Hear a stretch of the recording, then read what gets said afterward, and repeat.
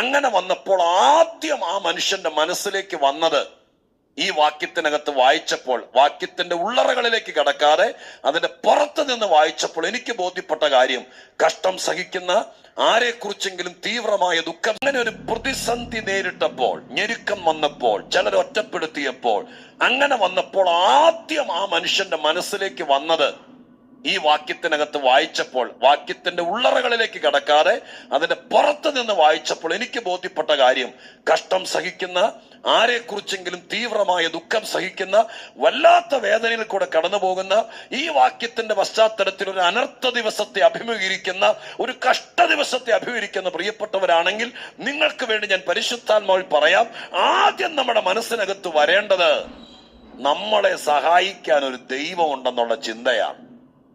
സാധാരണ സംഭവിക്കാറുള്ള, നമുക്ക് എന്തെങ്കിലും വരുമ്പോൾ പെട്ടെന്ന് എങ്ങനെയോ നമ്മുടെ മനസ്സിൽ കയറുന്നത്,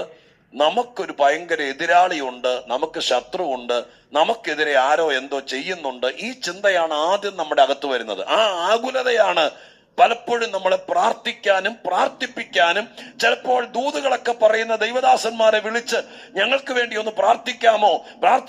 പ്രാർത്ഥിച്ചിട്ടൊന്ന് പറയാമോ എന്നൊക്കെ പ്രേരിപ്പിക്കുന്നതിന്റെ പുറകിൽ മനസ്സ് പരിശോധിച്ചാൽ കാണാൻ കഴിയുന്നത്, നമ്മുടെ ഹൃദയത്തിനകത്ത് വരുന്നത്, നമുക്കെന്തോ ഭയങ്കരമായിരിക്കുന്ന ശത്രുവുണ്ട്, ആ ശത്രു എന്തോ ചെയ്യുന്നുണ്ട്. ഇതൊക്കെ ശരിയായിരിക്കും. പക്ഷേ ഒരു പ്രശ്നം വരുമ്പോൾ ഒരു ഭക്തനെ സംബന്ധിച്ച് അവന്റെ മനസ്സിന്റെ അകത്ത് ആദ്യം വരേണ്ടത്, എല്ലാരും കൈവിട്ടെന്നല്ല, ദൈവം പോലും മറന്നു ല്ല, അനർത്ഥ ദിവസം വരികയാണെങ്കിൽ, വരാതിരിക്കട്ടെ, അങ്ങനെ ഒരു ദിവസം വരികയാണെങ്കിൽ എനിക്കൊരു ദൈവമുണ്ട്, ആ ദൈവത്തിന് അറിയാം എന്ത് ചെയ്യണമെന്ന് അറിയാം എന്ന് വിശ്വസിക്കാൻ തയ്യാറായെങ്കിലേ നമുക്ക് ദൈവപ്രവൃത്തി കാണാൻ പറ്റുള്ളൂ.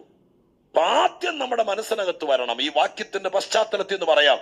ആദ്യം എനിക്കൊരു അനർത്ഥ ദിവസം വന്നാൽ, എനിക്കൊരു അപകടം നേരിട്ടാൽ, എന്റെ കുടുംബത്തിനകത്തൊരു ആഘാതമുണ്ടായാൽ, എന്റെ കാല് വഴുതിയാൽ, ഞാനൊരു യുദ്ധം നേരിടേണ്ടി വന്നാൽ, എനിക്കിത്ര സാമ്പത്തിക നഷ്ടം വന്നാൽ, ഞാൻ ചെയ്തത് അബദ്ധമായി പോയാൽ, ചിലപ്പോൾ നമുക്ക് എന്തെങ്കിലും തെറ്റുപറ്റിപ്പോയാൽ, ഉടനെ നമ്മുടെ മനസ്സിനകത്ത് വരേണ്ടത് തീർന്നു എന്നല്ല, അവസാനിച്ചു എന്നല്ല, ഇനി എഴുന്നേക്കത്തിനെന്നല്ല. ഈ വാക്യത്തിന്റെ പശ്ചാത്തലം നമ്മോട് പറയുന്നത്, അദ്ദേഹം പറയാണ്, എനിക്കൊരു പ്രശ്നമുണ്ടായാൽ